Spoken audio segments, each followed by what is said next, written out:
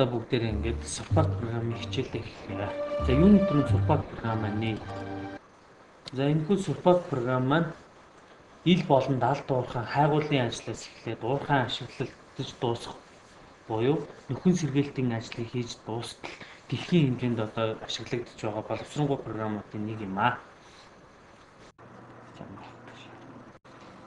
За энэхүү Surpak програм маань хэд хэдэн зүйлээс бүрдэж байгаа. Энэ нь нэгт нь меню бар гэж энэ барууд хэлж байгаа. За tool bar гэж эдгээр icon-той зүйлсийг хэлж байгаа. Тэгээ навигатор, тэгээ legend, тэгээ properties, тэгээд layers, мөн status bar, тэгээд энд message windows Surpak програм маань бүтэж байгаа. Энэ бидний ажил одоо хийж байгаа зүйл маань харагдахын талбарыг graphics window гэж нэрлэнэ. За одоо бүгдээрээ юуны төрөнд Surpak програм дээр бид нэр хамгийн ихний ээлжинд өөрсдийн ажлын хавцыг үүсгэж байгаа шүү дээ. За энэ ажлын хавцыг өөрийн компьютерийн хатуу дискний алдан дээр нь болно. Өөрийн ажил хийх гэж байгаа газраа сонгоод тэндээ одоо ажлын хавцаа үүсгэх хэрэгтэй болно. За ингийн тулд бид нэр за ихний ээлжинд C дискэн дээр юм уу? За D дискэн дээр ажлын хавц үүсгэх. За энэ D дискэн дээрээ хулганыхаа баруун товчийг дараад new folder гэдэг команд өгнө. Ингэснээр шинэ хавц үүсэж байгаа. За энэ дээр бид нар шинэ хавцсандаа нэр өгнө. За энийг хэдүүлээ.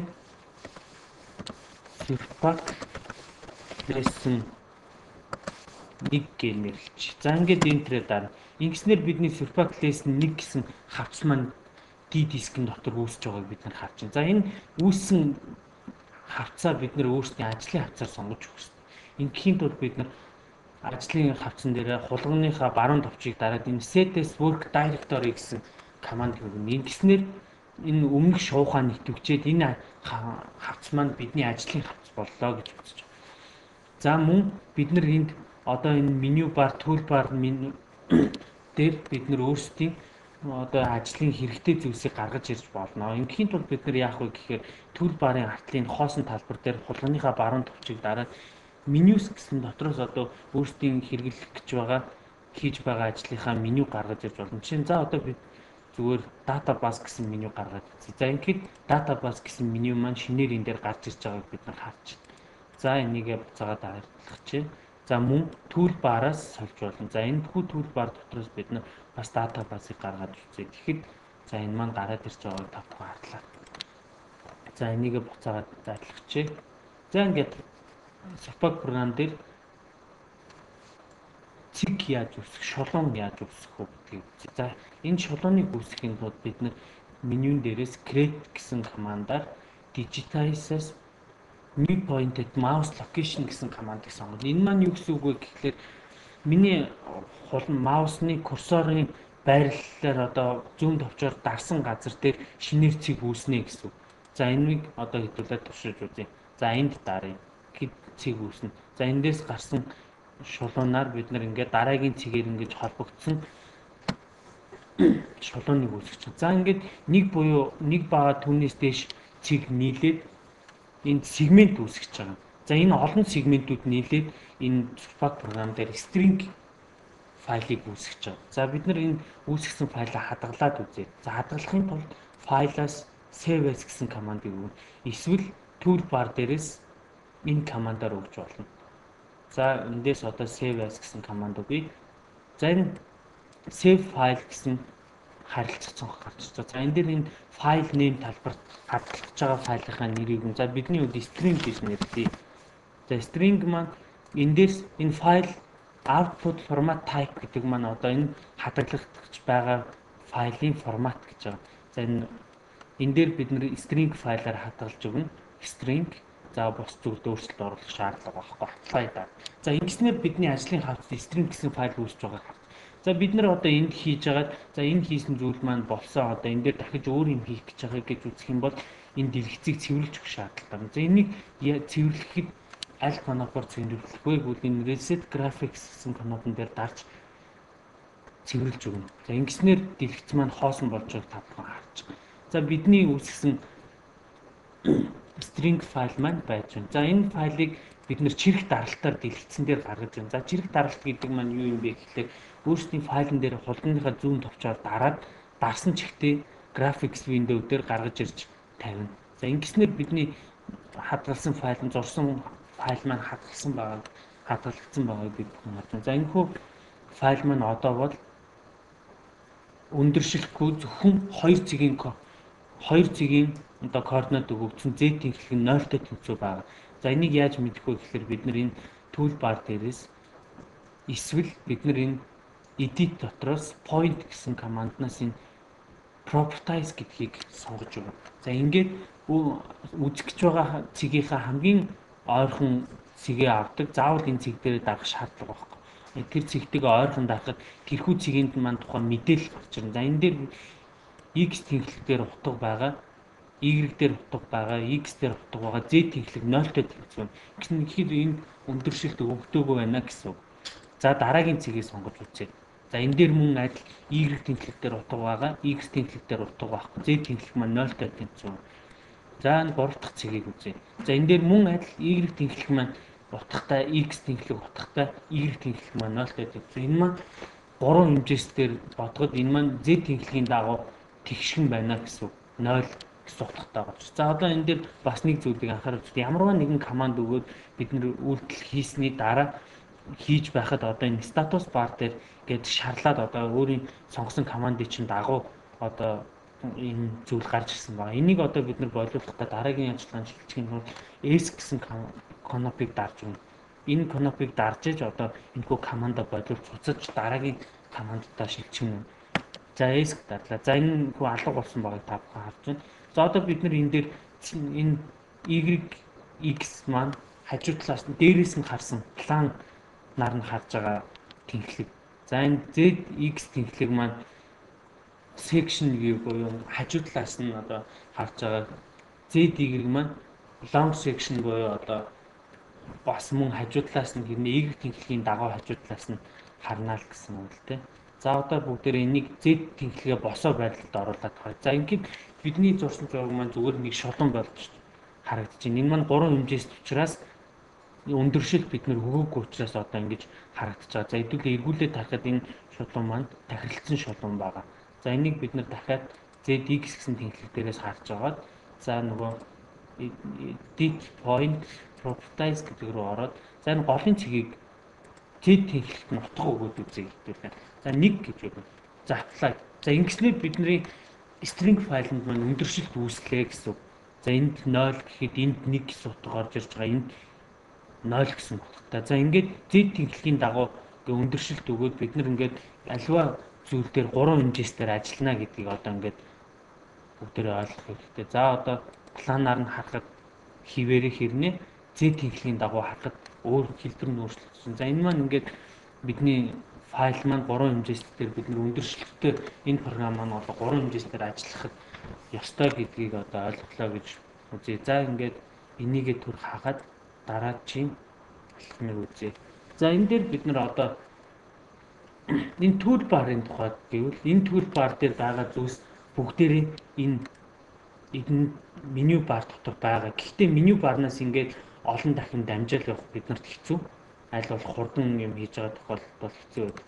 Тэгэхэд энэ toolbar маань шууд нэг коног дараал одоо шууд өөрийн командаа сонгоод аваачих боломжтой болгоод ойртуулж өгсөн зүйл байгаа. Тийм болохоор бид нар одоо ерөнхийдөө toolbar-ыг өөрсдөө судлаад аль нь юу байна вэ гэдгийг мэдээд авчих болно. Жишээ нь одоо энэ маань бидний create digitize гэдэг new point at mouse location гэсэн команд маань энэ icon-ыг хараад бид нар мэдэж болно.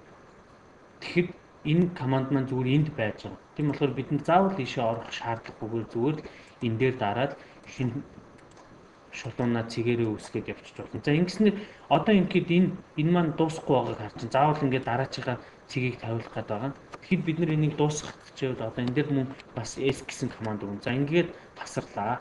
За ингээд бид нар энэ дээр параллел шулуун үүсгэх хэрэгтэй боллоо гэж байна. Тэгээд параллел шулуун үүсгэх гээд дахиад команд аваад явах гэхлээр үргэлжилж байгаа. За энийг ингээд яаж дахин шинээр эхлэх вэ гэдгийг одоо үзье бүгдээ. За ингээд шулуун маань үүссэн байна. Ингэсний дараа бид нар энэ create гэсэн менюн дотроос new segment гэсэн команд өгнө. Ингэснээр бид нар дахин шинэ сегмент үүсгэнэ гэсэн. За одоо сегмент гээд за одоо ингэхэд дахиж шинээр параллелээр үүсгэж болж байна. За гих мэтчлийн хідэн ч удаа энэ үйлдэлийг давтаж хийхэд дахин өөр стрингүүд болон үүсэж болно гэсэн. За одоо энэ edit дотроос хэдүүлээ цэгдээ зөөлхийг одоо энэ edit дотор байгаа командуудын талаар үзье. Энэ маань одоо stringтэй холбоотой бидний ажиллах талбар байгаа. За одоо edit point гэдэг маань одоо цэгийн координатуудад өөрчлөлт оруулах буюу одоо ерөнхийдөө цэг зөөх одоо засварлах гэхэд орж байгаа. За move point гэдэг маань цэгийг шууд байршлыг нь зөөнө. Copy point гэдэг маань цэгийг хувилах, delete point гэдэг маань цэгийг устгах гэж байгаа тийм. Renumber segment гэдэг маань сегменттэй одоо дахин дугаарлаад өнгийн өөрчлөгч гэдэг юм уу тийм хүү байдлаар өгч байгаа. Copy segment гэдэг маань сегментээр нь хуулах, delete segment гэдэг маань сегментийг устгах, одоо reverse the order of point of a segment гэхээр энэ маань сегментийг эргүүлэх, close segment гэдэг маань сегментийг хаах ч юм уу тиймэрхүү байдлаар одоо ингэж бид нар ашиглаж болно. За одоо энэ дотроос биднэрт бас хэрэгтэй командууд байгаа. Одоогийн байдлаар бол за энэ high temporary markers гэдэг маань одоо ингээд бидний ажиллаж байхад хэрэглэгдсэн цэг дээр одоо үүсэн ингээд энд цэг байсан гэсэн юм маркер үүсэж байгаа. Тэрийг одоо арилгаж байгаа. За одоо ингээд одоо тэр саяны цэнхэр тэмдэгтүүд маань байхгүй болж байгаа та бүхэн харж байгаа. За хэдүүлээ одоо энэ дээр куб үүсгэж үзье. За куб зурхын тулд эхлээд зүгээр нэг юм дөрвөлжин бит зуръя. За ингээд энэ бид нар ингээд гараар өөрсдөө энэ яг цэгийг олоод голдон дарж чадахгүй энэ хоёр цэгийг хооронд нь холбож чадахгүй учраас энд команд байдаг. За энэ close the current segment being digitized гэдэг командыг өгөхөд энэ сегмент маань өөрөө хаагдж байгаа. Энэ цэгүүд ингээд энэ хоёр цэгийн хооронд шууд өөрсдөө холбогдно гэсэн. За ингээд бид нар энэ цэгүүд дээр одоо өөрчлөлт хийж үзье. За бид нар энийг одоо яг куб зурж үзэж байгаа учраас за эхний энэ цэг дээр өөрчлөлт оруулах. За энэний координатыг x нь нэгтэй тэнцүү, y нь нэгтэй тэнцүү, x нь нэгтэй тэнцүү, z маань 0-той тэнцүү байна. Өндөршилт байхгүй одоогийн байдлаар энийг суурна гэж үзье. За ингээд цэг маань өөрийн байх ёстой координат руу зөөгдөж байгаа. За ингээд зөөгдсөн байгааг харж байна. За дараач дахин edit point гээд за энэ цэгийг координатаар энэ цэг y нь 2, x нь 2, за z тэнхлэг 0-той тэнцүү. За ингэснээр тэнд очлоо. За энэ маань бидний энэ цэг маань одоо y тэнхлэг маань нийшээ, x тэнхлэг маань нийшээ байгаа. За тэгвэл y тэнхлэг маань нэгтэй тэнцүү байхад x тэнхлэг маань 2-той тэнцүү байна. За ингэснээр энд очлоо энэ цэг. За энэ цэг маань y тэнхлэг нь 2-той тэнцүү байхад x тэнхлэг нь 1-тэй тэнцүү байна. За ингэснээр бид нарт яг тэгшгэн квадрат дүрс үүслээ. За одоо энэ маркеруудаа бүгдээр арилгачих. За ингээд квадрат дүрс үүсчлээ. За энэ квадрат дүрсээр бид нар за одоо z x тэнхлэгийн дагуу харъя. За ингэснээр бид нар хажуу талаас нь дүрсээ харж байгаа. За эндээс одоо бид нар сегментээр нь копи хийж авъя. Энэ өөрийн сегментээ сонгоод дээш нь зөөн. За ингээд бид нар энийгээ байрлуулчих. За ингээд нэг газар байрлуулад за энэ string гэж гарч байгаа. Энэ дээр бид нар string-ийн номерыг өгнө. Эндээс бид нар харж болно. String-ийн номер маань энэ дээр байгаа. Эндээс ингээд бид нар өгсөн тооны кодоор энэ дээр энэ string маань өөр өнгөтэй болно.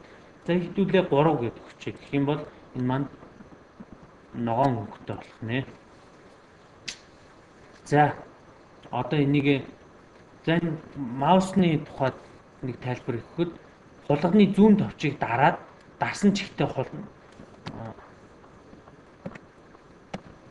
за хулганыхаа за маусны тухайд нэг тайлбар өгье. За одоо энэ хулганыхаа зүүн товчийг дараад дарсан чигтээ хөдөлгөж үзье. Тэгэхэд бид нэр ингээд тэнхлэгийнхэн дагуу хаашинч бол өөрсдийн дуртай чиглэлдээ эргүүлж болно.